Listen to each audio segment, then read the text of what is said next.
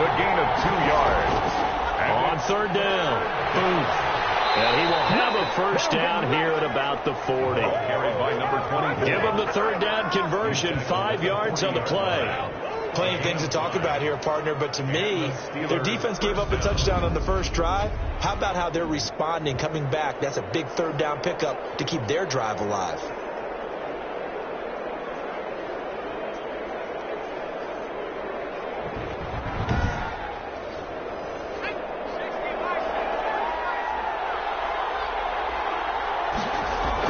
They'll run on first down. Booth. And they get to him after a gain of 6 to the 46. You know what really fires up offensive linemen? When the guy that is carrying the ball behind them can create his own space and break a tackle along the way. The last run got 6, now 2nd and 4.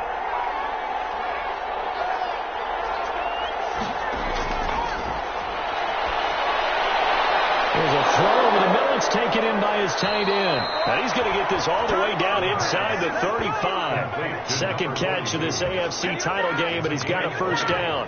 The goal for any offense versus his own defense, find the holes where guys are available and put the ball on the receiver before any defender can step up and fill it. They did it well there. Perfectly executed crossing route. So a 1st and 10 now in Denver territory at the 34.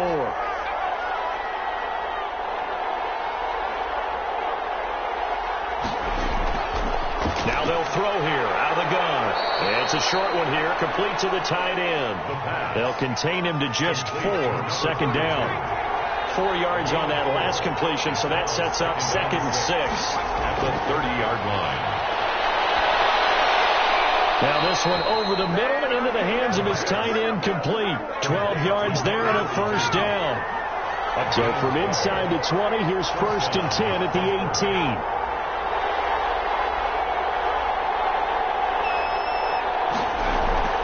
Inside the red zone here, they'll look to throw. Quick hitter here, it's complete. And they've got it inside the 10 at the 8. Number 42. 10 more there and another first down. Pittsburgh. A reminder, as we've done all year, we'll send you to Orlando for our EA Sports halftime report. In a bit, the coach is with us per usual as we start to look ahead, Charles, to our potential matchups in this year's Super Bowl. Break it down, coach. Break it down. And he just throws this one away. Smart decision here this close to the end zone, and it brings up 2nd down. Nothing on first down, so the ball remains at the 8-yard line, 2nd and goal. Got his man, it's caught for a Steelers touchdown. From 8 yards out, and the Steelers are an extra point away from tying this thing up. Those are the drives that prove a lot. You got a rookie quarterback, Charles, you're on the road, takes him down, throws the touchdown pass. And in a game like this, with, as you described, a rookie quarterback, the team usually says, okay, we got to take care of this guy. We got to protect him. But when he goes out and plays like this on the first drive on the road, he doesn't have to say, I'm here to be your leader. They just need to follow him. It's up and good, and we're tied at 7 here in quarter number 2. A 10-play drive that time. And it ends with the Steelers finding the end zone. Each team's had it. Each team has scored. 7-7 here as the kick's away. This will make it into the end zone. And he'll just take a seat, and the drive will begin at the 25-yard line. So now the second drive offensively coming up for the Denver Broncos. After the long touchdown drive we just saw, you wonder if maybe that's taken a little of the wind out of this offensive sails, because they had it going pretty good last time, too. Had to sit over there for a little while, didn't they? You know, they were eager, amped up to get back on the field after just scoring, hoping to get the ball back quickly. That didn't happen, so I'd say come out, just kind of get started again. You know, it doesn't have to be anything dramatic. Just get moving, get loose again, and see if they can get it downfield. They'll get just a yard on the scramble. It's 2nd down. Yeah, he only gets a few yards on 1st and 10, but he's better off doing that than throwing an incompletion or even worse, an interception.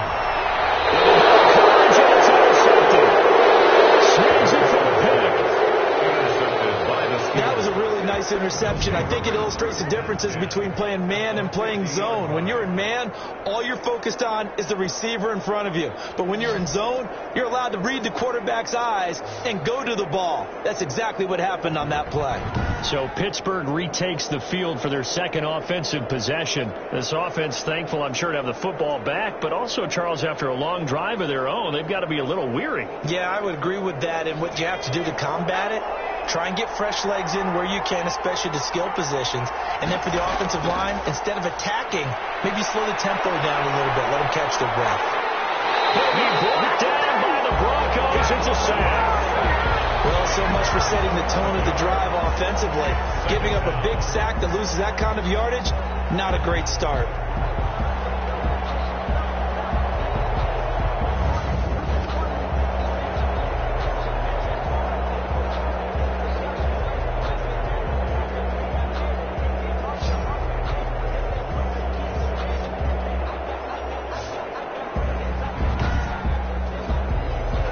Some hot water now after that sack. It's 2nd and 21.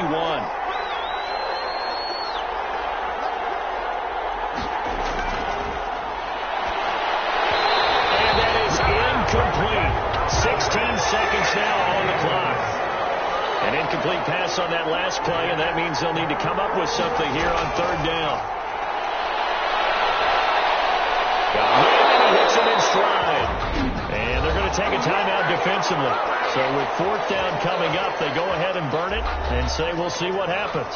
The Steelers send out their punter now as the drive goes backwards, so he's on to punt it away.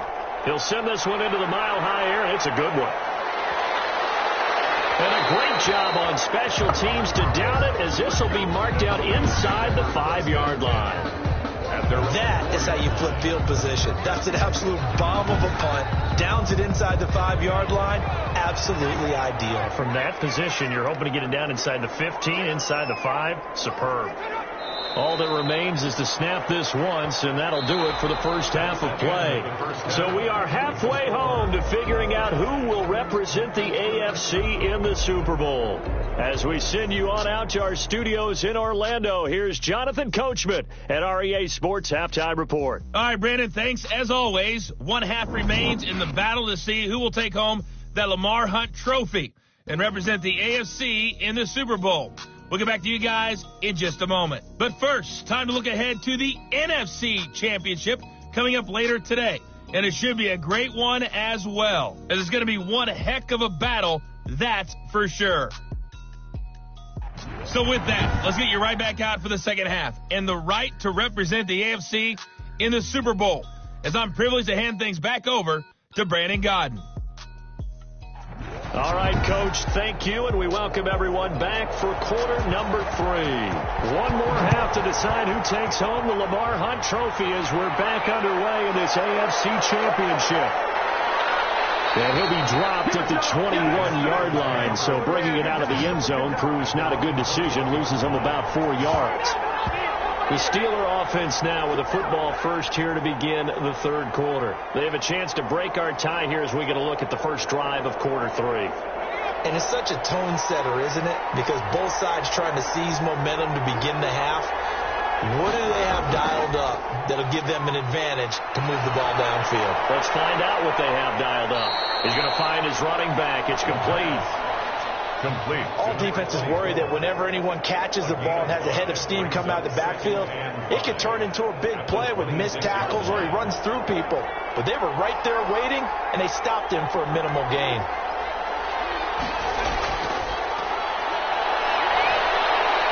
Now this throw caught left side, and they get him down, but not before he takes it across the 40-yard line.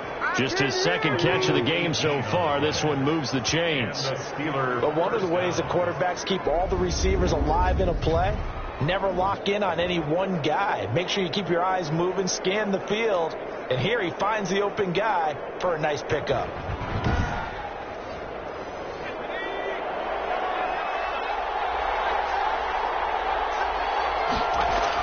On first down. Boom. And not able to break away this time as they're going to stop him right around the line of scrimmage. They'll lose a yard there, and it's 2nd and 11. This defense is just flat getting after it. They have not given up much of anything in the run game. Case in point right there.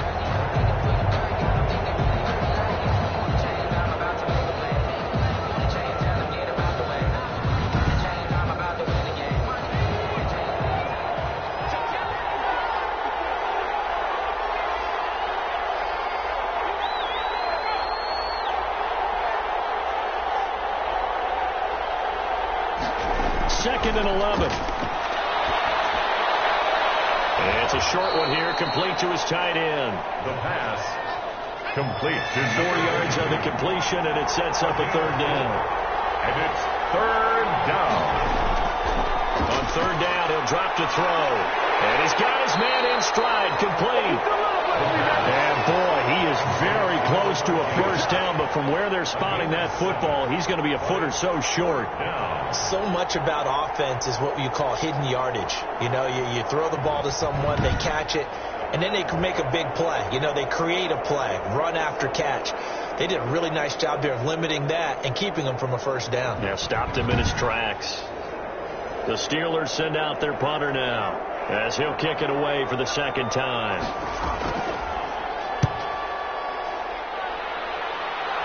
And this will be out of bounds, and they spot it at the 15-yard line. Not too bad. At their own 15. So now a look at the Broncos as they head back out there for their first possession of the second half. Their defense did its job, yielded no points. Now it's the offense's turn. And how much fun is that when you set things up to start a half, and you just tell you guys, hey, if you can shut them down, get it back for our offense, we can roll. And they played out perfectly. Now, can the offense do what they wanted to do in the half, which is find those weaknesses and now attack them and score some points. And break this tie. Second down and 10. Throwing again on second and 10. McMillan flush to his right. Now he'll pull it down. And they'll bring him down here up at about the 22-yard line. Give him 7 there on the tuck and run, and they're in better shape now for third. They brought the blitz that time, and I thought they were going to get to him, but instead, he flipped it on its ear and ended up picking up positive yardage. I thought he was dead to rights, but you are exactly correct, sir, able to turn that into a positive gain. From the gun on third down. McMillan, and this is going to be incomplete. Well, the dime look that time on defense just flooded the field with defensive backs, blanketed everyone, took away all the passing angles. Thus, the incompletion. The Broncos send out their punter now as he's on to punt for the first time this afternoon. That's taken on the 25. A good head-down running on the return gets about 15 yards. And the Steelers will go on offense here, 1st and 10. Pittsburgh set to take over again on offense. And a tight game after punting last time. See if they can get something going on this drive. As they head to the field now, with the game this close, you got to feel there's a sense of urgency for them going on offense right now. But they have to do it without letting panic creep in and affect their play. A gain of 6 there on first. Number 86. It's a game of matchups, and that's why you take your receivers and move them around a bunch, especially your best guys. And when they work out of the slot, you often hear the coaches talk about how great it is because it gives you a two-way go. You can break out or you can break in. That makes it hard to defend.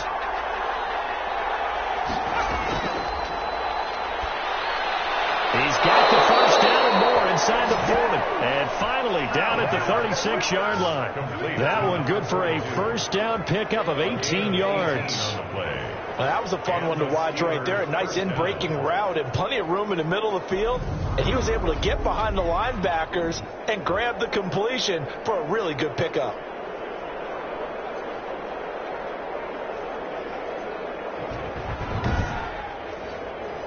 So from the 36 now, 1st and 10.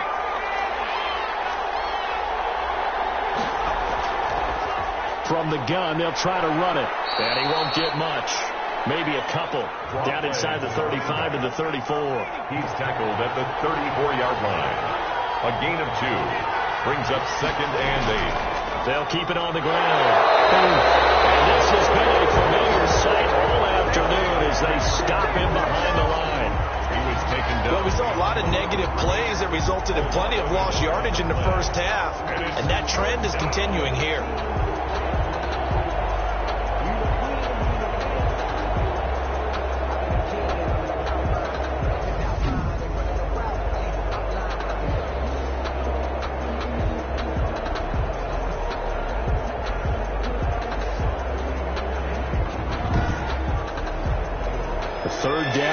Those last two plays indicative of how things have gone for them. Just nowhere to go on the ground and struggling to put up points.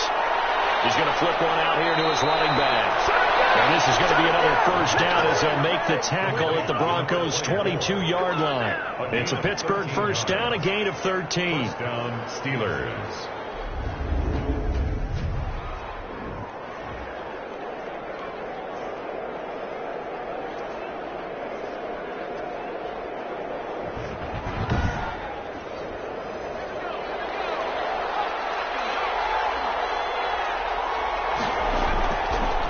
To throw now on first down. He's going to hit his man out of the backfield, complete. And he'll be brought down on what's going to turn out to be the final play of this third quarter. 1 quarter remains until we crown the AFC champion. You're watching the NFL on EA Sports. Facing a 2nd and 2 after that last catch, good for 8 yards.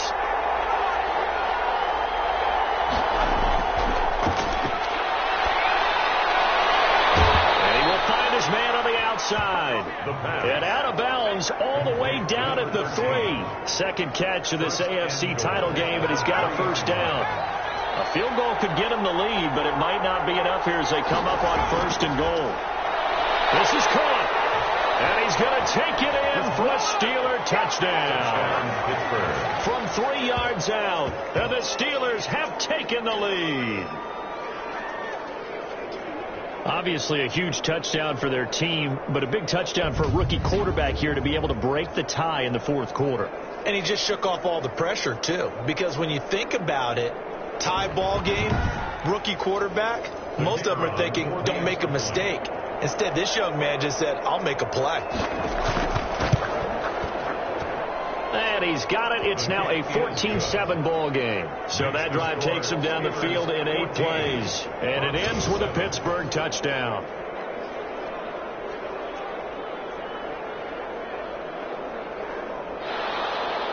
The kickoff unit is out on the field, and they will send this one away. This will be fielded inside the 5. And he's up past the 20 to the 22-yard line. First and 10 at their own 22-yard line. Now this offensive unit ready to see what they can do here. And what a pressure spot for both sides, really. But they're at home now. They have the football here in the playoffs, sort of controlling their own destiny. It's the spot they've all dreamed of. This is where you want to be. Home, have the ball, a chance to win the game, control your own destiny, as you noted. But here's the thing.